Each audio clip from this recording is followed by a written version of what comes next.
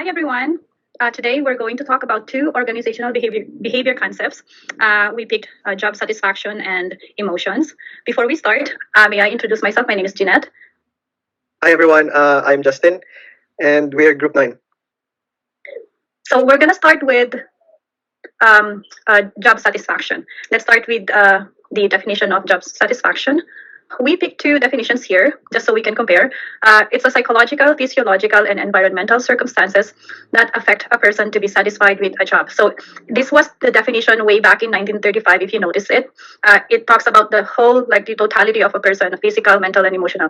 Whereas when we go to the second definition here, it's a set of favorable and unfavorable feelings and emotions with which employees view their work. So it's more on what we feel and how we behave, our attitudes. And this was defined in 2006, which it carries over at present. And emotions, Justin will be talking about emotions. So at the start of the pandemic, everyone has shifted into working online. So if you take a look at the impacts of working at home on job satisfaction, we see positive and negative impacts on people. For positive, we see increased productivity because they get a lot of work done when they're at home. They manage their time properly.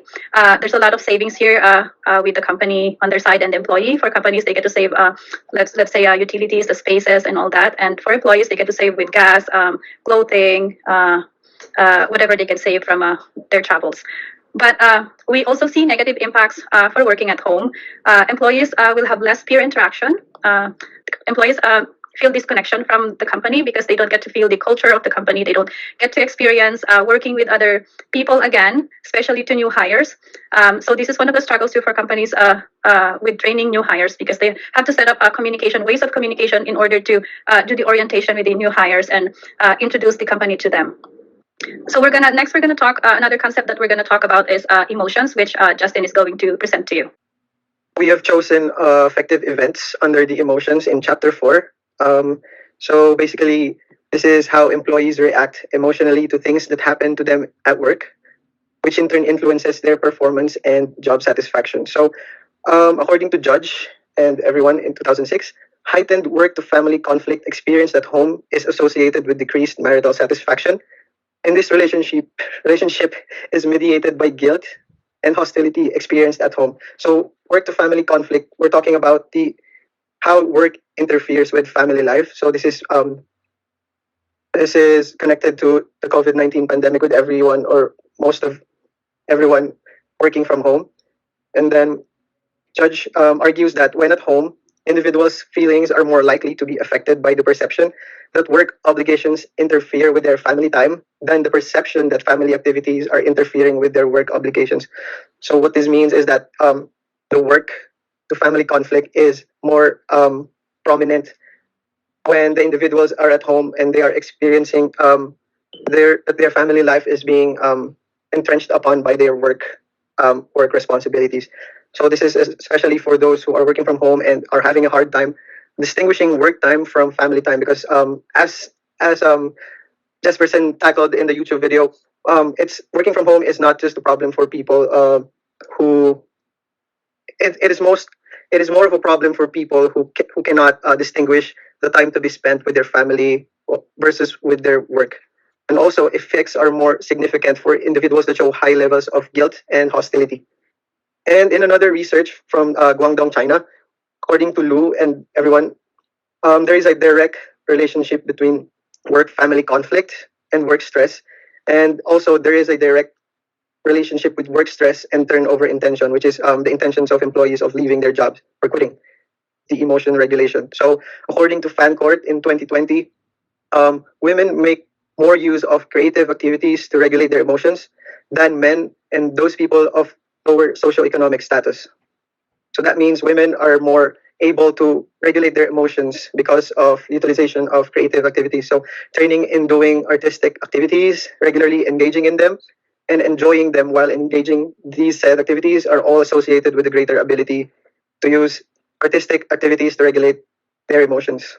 Another research suggests, this is from Kashdan back in 2004, suggests that the importance of novelty in emotional self-regulation and in enhancing self-esteem. So they say, Kashdan argues that it is not just engagement with creative activities that supports the regulation of our emotions, but also specifically taking part in new, novel creative pursuits that is efficient in regulating one's emotions. We're going to tackle the impacts of working at home on an individual's emotions with regards to the COVID-19 pandemic. So the positive is that employees are afforded more time to enjoy the things they value and an opportunity to be creative with their work. So working from home has given them these opportunities to, to to do their work in however they please, just as long as the work is done. And on the negative side, there is less or absence of separation of work and home. So thus the stress from one, whichever from work or family, is more amplified on the other. So it's like an endless cycle of stress.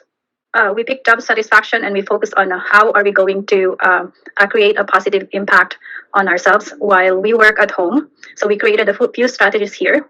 The main priority here is to maintain work-life balance through keeping our mind and body healthy through relaxation and exercise. Relaxation includes a meeting with peers, meeting with coworkers, having coffee and discussing how we did at work, and maybe going exercising with them. Keep a fun, open communication with peers and supervisors. This is very important in order to be satisfied at work, is to keep communicating with them, expressing how we feel, especially that we are stuck at home, working at home, and communicating with supervisors on what improvements we can do. Assess our strengths and weaknesses. Working at home, it's very hard to identify these two things, especially that we are working on our own. But as we go on, we get to validate ourselves, our emotions, what working at home brought to us in terms of strengths. Maybe we find ourselves working on our computer very efficient, so we work on that and build on that. And the opposite of it is like identifying weaknesses that we develop to while working at home. So as we see these weaknesses come out, we start to build do things to work on it to improve our weaknesses. And for managers too, it's also beneficial if the management, the companies, will also provide financial benefits to its employers, a good package. They acknowledge creativity and recognize work, even though they don't see us working physically in the office. It will be helpful if they recognize that we did so much and we meet the deadline. For example, it's also beneficial if they offer social support. For example, if we go back to the point one, meeting with them through relaxation and exercise, going out for coffee with them. That's how we share these infos to help us be satisfied at work and to stay focused at work. Other things that we formulated as strategies. Justin is going to continue on this. With the manager's perspective, or more on the manager side, where they can affect job satisfaction of the organization. According to Nem Teanu in 2021, there is a significant correlation between job insecurity and job instability with job satisfaction, meaning if there is high job instability and insecurity, there is less job satisfaction. So there's three more strategies that Nemtiano and the others suggested, which can help with job satisfaction.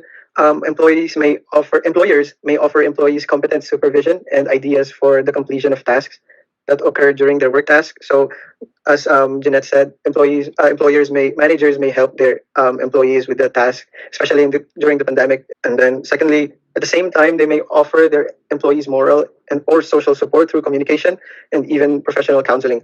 So providing support and guidance with the task completion, this is mostly of the same, but more focus on helping the employees through open communication and also even professional counseling, because as we all know, there is a lot of cases of depression during the pandemic. So that would help their employees with their job satisfaction. And then lastly, job instability may be diminished by converting fixed-term employee contracts into tenured ones. So making some, or if not all, their employees permanent, as long as the company policies permit, or by providing guarantees and a more evident career track. So making sure that the employees know how their careers can grow, showing them their possible career growth, helps with alleviating job instability and insecurity, thus increasing job satisfaction. One of the questions that was raised to by Sir Gilles is how do we communicate these strategies? Like we said, we mentioned earlier, it's through social interaction and open communication and talking to our peers. That's how we share all this. Informal meetings, we can talk all about this and raise it during the meeting too. So that way, management will be able to feel and see what we feel while working at home. So that's it, and I hope you all like our video, and thank you so much.